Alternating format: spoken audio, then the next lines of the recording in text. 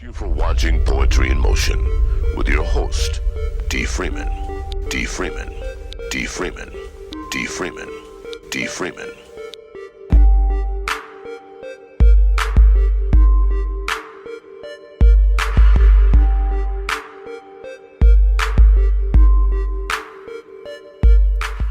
Hello, how are you? Welcome to Poetry in Motion. Today we're going to be talking with Mr. Marcus Jefferson, and we're going to be honoring our dear lost brother, Michael McFadden. Mr. Jefferson was a very close friend and associate of his, so he will be able to give us a lot of information about Michael. But first, I want to share this article that the press, the LSJ had. Michael McFadden's deep baritone voice echoed through radio speakers for decades. But it was what he said with that smooth voice that impacted so many. Michael died on his birthday, October 10th. He was 64. He died from kidney disease, but he left a legacy of love for his family, his two daughters, and he left a passion for using his voice to entertain and inform. The memory will live on in our hearts and minds of those who knew him or listened to that powerful, smooth voice over the radio waves. Mighty Mike, he was called, was born in Lansing in 1958. Though his mother he quickly became a devoted Christian of faith, joining Friendship Baptist Church. He was an active member there, including stints as the secretary of the church board of trustees, and he operated the audio system. He later joined Friendship House of Prayer, where he held the same position. He was really good at doing that. He graduated from Sexton High School in 1976, and he pursued his passion at LCC and Michigan State University, studying broadcasting, journalism, and communication. His broadcasting career started in 1984 at Power 96.5 FM and WXLA 1180 AM radio stations. He was known as Mighty Mike, and when he got behind the microphone, he would spin music, and he also used his platform to share news events and information that affected the black community. His talent brought him to the local TV6 News as a news reporter under the alias Mike Elliott. Another network in Buffalo, New York, discovered him and hired him, but I don't know how long he stayed there, but he said those unbearable and powerful winters in Buffalo, New York brought him back to Lansing. And Lansing has some powerful winters as well. Yeah, but we don't have 3 and 4 feet of snow every time it snows. Oh, okay. I understand that. He worked in radio and TV, often doing radio spots for upcoming events. His voice became a staple. He used that voice to tell stories that mainstream media outlets would often overlook, and he would give listeners the news, informing them on things ranging from community events to important legislation that could impact our black community. He was on the unofficial list of prominent African Americans in the community who young professionals wanting to become a mover or shaker in the community would look to for help. And this was a comment by Sarah Anthony, representative. He was a good mentor, she said. He was someone that I could call for advice if I needed to get a message out. I could call him and he was on her go-to list at the top of it. And before Juneteenth became a federal holiday commemorating the emancipation of enslaved African Americans, McFadden was instrumental in educating people on the significance of the holiday, along with Mr. Jefferson, I'm sure. 19 years. 19 years. And he made sure people were aware of the things like Obamacare and local resources and issues that were important to the black experience. Oftentimes, traditional media has not amplified positive stories about the black community. This is still Anthony speaking. Whether it is in the TV media, print media, or on the radio, often it's involving crime or drugs and other areas that don't portray us in a positive light. So whether it was gospel music being offered or performed by black musicians or black elected officials, he made sure things we were fighting for were highlighted in the media. Joel Ferguson, who's a Lansing developer, grew up in the same neighborhood, and they both attended Sexton, and he said Michael's voice was iconic. He said he'd listen to him whenever he had a chance. If he was on the radio, he'd turn it on and kept him on. He said McFadden encouraged others to use their voices. So did Anthony. She said, I remember he would always tell me that my voice mattered. You're the only person who can tell your story, he would tell her. Just hearing that gave me confidence to speak, even in that space. It reminded me gently that the voice is a powerful tool. So we were all blessed to have had the voice with us, for he and his voice encouraged, informed, and assisted the community well. And that was a portion of that article that I wanted to share with you in honor of our dear, beloved brother. And here is Mr. Jefferson, who was also in the article, and I extracted all of his pieces, which was a lot, so we could discuss them here right now. So our friend Mighty Mike passed away recently, and you were interviewed. So I want you to kind of elaborate, and we can recap some of the things that you said about Michael. What was the first?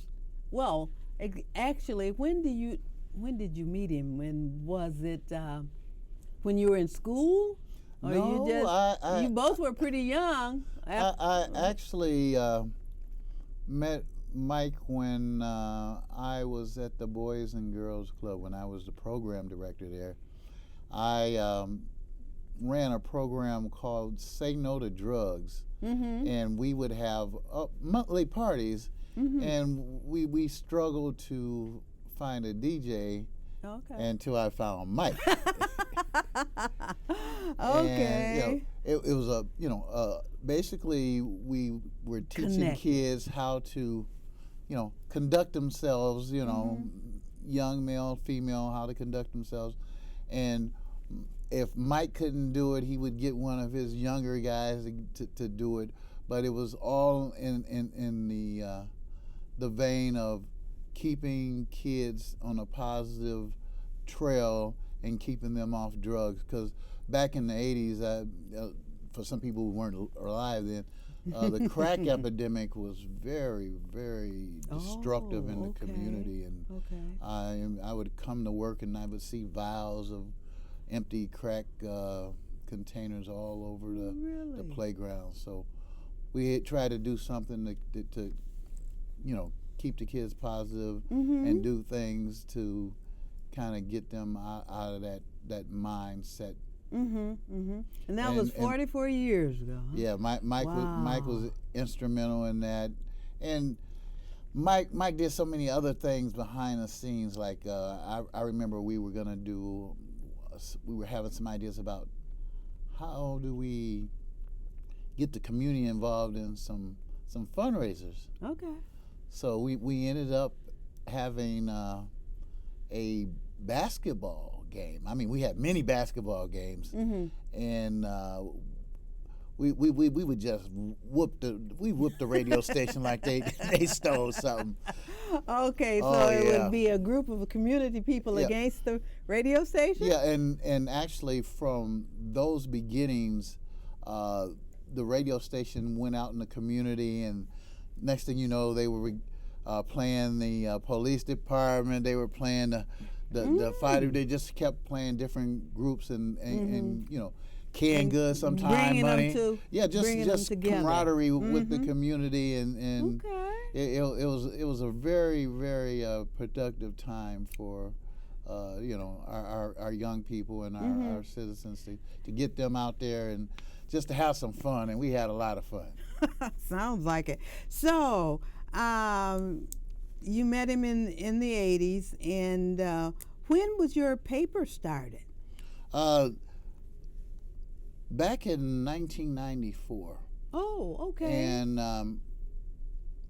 I talked to Mike probably in the 2000s, and he started doing sales for me. Then in 2018, he came back. And I put him to work. He was the sales manager. He was the writer. He was the voiceover for the commercials.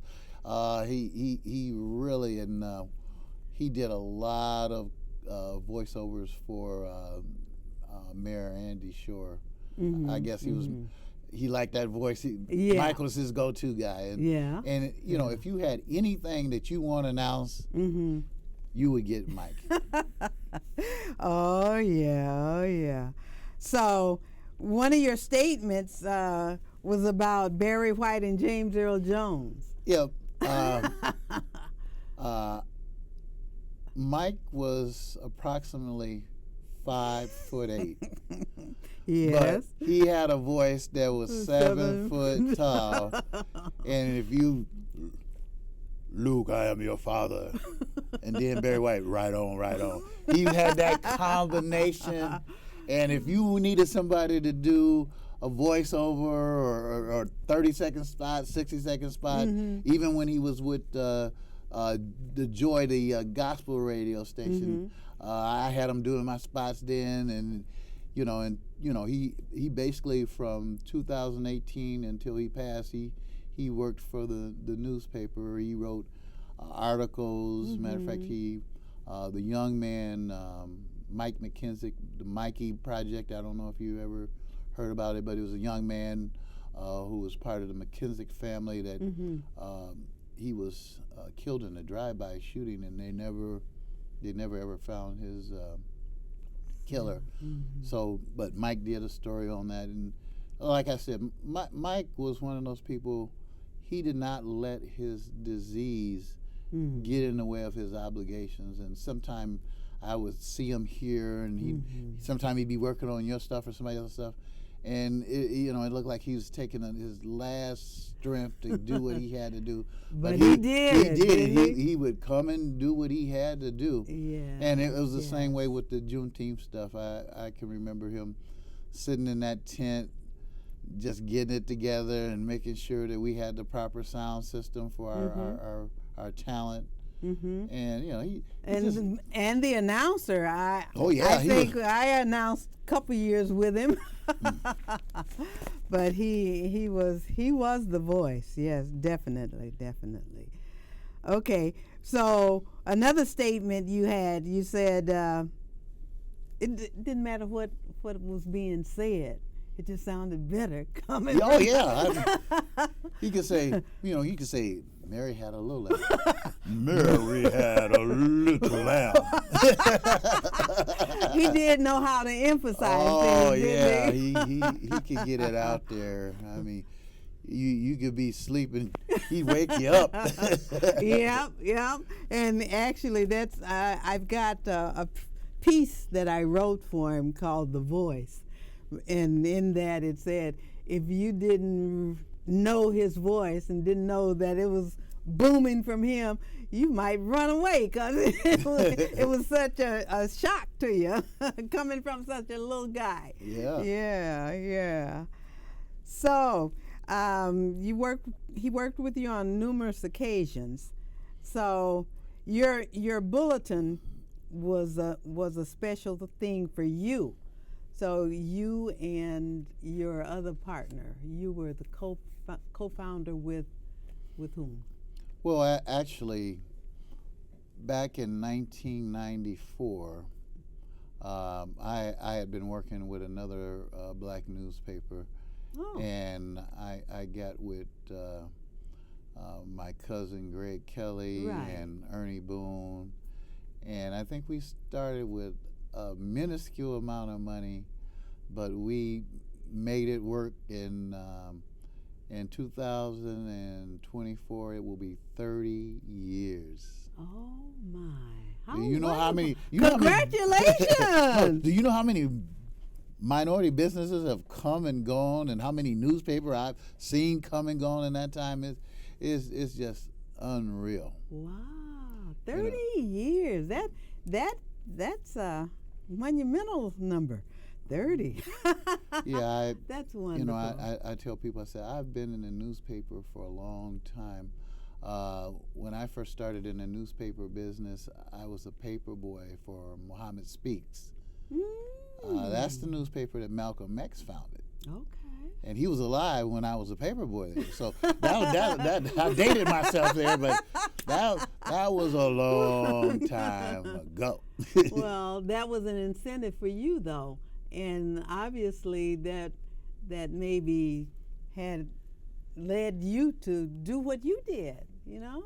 Well, you always have to have some starting point. Yeah, me and Mike had that same type of goal to put things out there that you might normally not see, you know, whether there was a program for housing or businesses, or there was some type of things that we should know. And, you know, I said, I'll give you an example. J.P. Morgan Chase started a program with billions of dollars back in 2018, and still have not spent the money because they haven't had enough minority businesses and people who could potentially own a home apply for the money. Oh, really? They didn't know about it, so guess what I did? I told them about it, you know. Okay, all right. You know, matter of fact, this issue of the paper, the front of the paper basically says, "Are you vaccinated?" Oh, yeah. Yeah, I saw that. What happened to it? Oh, you got it around there somewhere. Oh. But, you know, some people don't know that if they have certain type of allergies, it's not a good thing to get the vaccination. And okay. And it also tells about people who are more at risk than others, you know. And, you know, I think about it like this. You may get sick, but you may not get hospitalized, and you may not die. Just like if you get the COVID booster or something like that, you know, you don't want to get the worst case scenario. You want to be somewhere in between.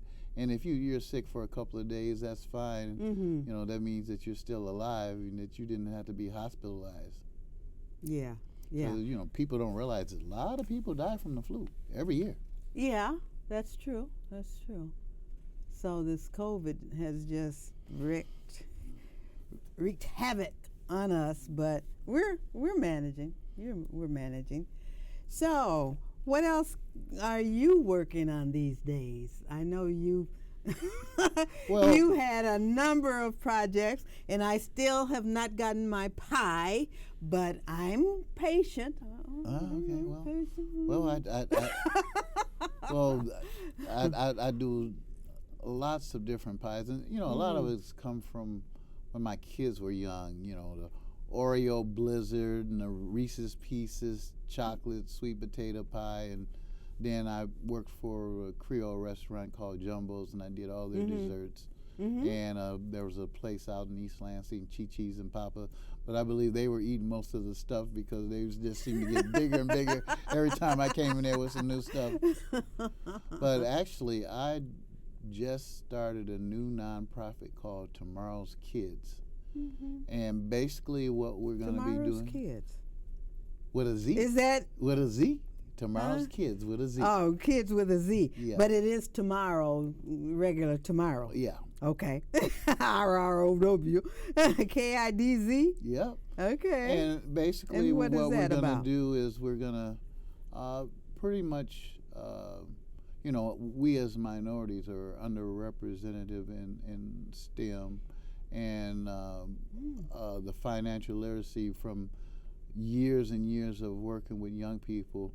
You know, I hate to see young kids whose parents have jacked up their credit, put accounts in their names, leases in their names, telephones in their names. You know, and a lot of people don't know that, you know, even if somebody does that to you, minors can't enter into contracts like that. So you can have that stuff erased on your credit. Oh, And okay. one of the things that I've done for years is I have form letters to all 3 of the credit reporting bureaus to contest any things like that, to get people's credit right. Because if you don't have good credit, you can't get a house, you can't get a car. You know, if you want to be a part of the American dream, you know, and especially if it's no fault of yours, Right. you know, you want to at least level the playing field so that you can go toward those things, especially if you got a job. And plus, if you go to one of these check cashing places, they could charge you money and you don't have a bank account. And, you know, a lot of things you can't do without a credit card, you know, especially if you need to rent a car or you need to do a hotel or something like that. Well, you're not Without taking a your credit cash. card. You got to have a credit card. So just, you know, basic financial literacy and, you know. And do you how do you teach the kids? You have a place that Well, right now, we just got the 501c3. Oh, okay. So, so you know, this is your plan in it's coming to fruition. well, It hasn't first of all, I developed had to get the 501c3, and I had to get the letter from the IRS, and I just got that letter last week. Okay. And you know, the good thing is my years working at Impression 5 Science Museum, closing the digital gap, you know, doing computer literacy, doing mathematics, doing engineering, gave me a real unique skill set to do this. And I remember closing the digital gap. I think my grandson came. Oh yeah, your grandson was a whip. He came and I had to straighten him out. But you know, that's the kind of thing I really love, because we had a group of young kids that we let them build their own computer as a training, and they got paid for it. And then when the program was over with, we gave them that computer with a year's free internet. So you know, if you know, when you're trying to do your homework and you're trying to do research, it's good to have your own. Very good. Well, is there anything else that we can talk about that you're into? I've got a few minutes, and then I'm gonna read the piece that you included in your paper that I honored Mr. McFadden with, The Voice. Well, actually, during the first quarter of 2023, I've got a couple of special editions coming out. You know, the Martin Luther King special edition, where we talk about the things that happened with him and the holiday and everything, and how people are celebrating his birthday. I also got Black History Month. You know, we got all the wonderful things that we as a people have done that a lot of people may not know about. I know. That's why I try to do a Black History section periodically. Yeah. In fact, I've had a few.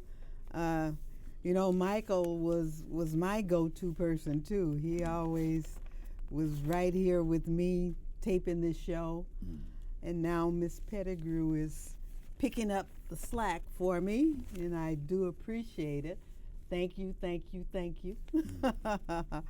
So. And in March is Women's History Month, and I do a whole bunch of different things, from Sojourner Truth to Ida B. Wells to somebody that people may not know, like Ann Easley, who was NASA's alternative energy, the head of that department back in the day. Way back. Oh yeah. Yeah. It's just so many little bitty things. Something like a Lewis Lattimore that was an assistant to Edison and Bell, and probably invented most of the things they took credit for. Exactly. But back then, when our people were able to create and invent things, we seldom had the money to get them patent. Yeah. And that's why we didn't get the patents, because we didn't have the money. And when we tried to share that with the others, they just kind of took it. Oh, it's funny that you said that. I can remember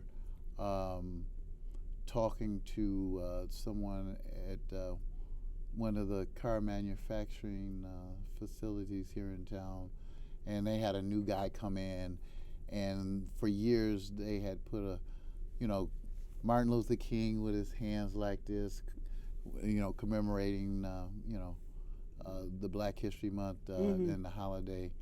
And he said, "Oh, I want to do something different this year." And I said, "Okay, I think I can write something up." So back in the day, I used to take the robot and a video that Dow Corning had created, and I used to do black scientists and inventors. So I said, I'm going to do one on a young man by the name of Elijah McCoy. Now, this young man had went to Europe and got a engineering degree, and when he came back to the United States, they had him shoveling coal on the train. But he made that automated lubricating machine so the trains didn't have to stop every several miles. They could continue to go. And that gave Michigan the jump on the Industrial Revolution. Oh, he was a Michigander? Yeah. Oh, okay. And when I gave this to the person, he says, "Oh, I want you to put the Martin Luther King with his hands back there." It's like he didn't want nobody to know that this young man had put Michigan in on the map. On the map, pretty much. Oh, so wow. And the thing that scares me now is this woke. Why can't we be woke and tell the truth? Oh, I don't know. I'm not understanding that. I don't know if they're feeling guilty about something or thinking about payback, but if you don't know about the past, you bound to repeat it. So don't know about the future. So I'm going to keep on. Okay. I'm going to keep on teaching. Thank you for doing that, Marcus. Really, you've made a large impact on this community, and I appreciate that. But the voice, have you heard the deep, rich, guttural sound, the voice Michael McFadden produced? If not, you missed out. Sorry, you must have somehow made the wrong choice. Not many are blessed to speak with such flamboyance, such strength, such attitude and pride. If you didn't know better and heard the voice boom out, you might be frightened and run away and hide. Though of modest stature and acquiring the bass tone at a very young age, we all knew he had a blessed gift, and his voice was always meant for the stage. His career spanned many mediums: news, talk, radio, television. He had lots of time on air. He was excellent at what he did. He had the voice and really didn't need much of any other kind of flair. He had such a warm, kind, attentive, and caring soul. To know Michael, you knew he was forever reaching out, giving from a heart of gold. That voice, is forever embedded in my memory and in my heart. I can also play a few tapes that we made on the TV show together, for we were a team from the very start. I will forever love my friend Michael and his amazing deep voice, magnificently set. So I thank him kindly. Sir McFadden, be blessed. You've totally earned this peaceful heavenly rest. Thank you for being here with me today. Yeah, I miss our friend too. I know. So thank you for being here. Be proud, be productive, and by all means, be blessed. God has a purpose for your life, a reason for your struggles, and a plan for your faithfulness. So be proud, be productive, and by all means, be blessed.